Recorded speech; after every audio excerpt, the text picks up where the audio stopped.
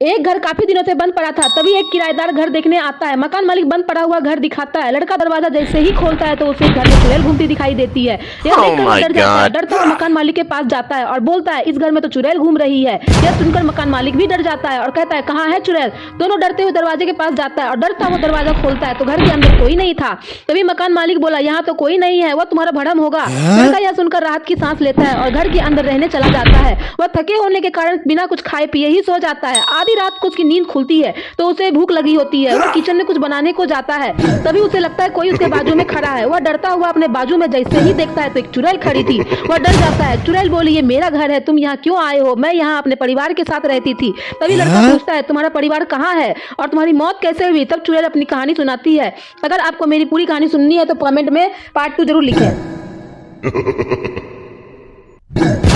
सुबह का समय था। एक लड़का पार्क में टहल रहा था। तभी एक छोटा बच्चा वहाँ खेलता दिखता हुआ बच्चे को देखकर खुश हो जाता है और उसके पास जैसे ही जाता है बच्चा गायब हो जाता है। लड़का यह देखकर हक्का बक्का हो जाता है और वहाँ से भाग खड़ा होता है।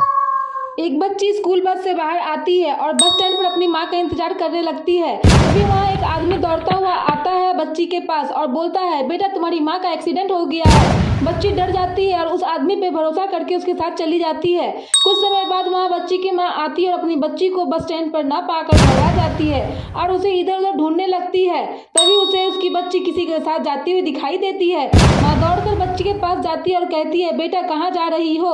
बच्चा माँ को अपनी पास देखकर घबरा जाती है और दोनों उस आदमी को जैसे ही देखते हैं तो वह आदमी गायब होता है। तभी माँ अपनी बच्ची को समझाती है, बेटा कभी भी किसी भी अनजान व्यक्ति के बात पर भरोसा करके उनके साथ नहीं जाना चाहिए। तो फ्रेंड्स, आप भी अपने बच्चों को यह सीख जरूर दें और अपने बच्चे के प्रति जागरूक रहें, क्योंकि आज का समय सही नहीं चल रहा है। तो आप अपने बच्चे पर ध्यान जरूर रखें। तब तक के लिए बाय बाय।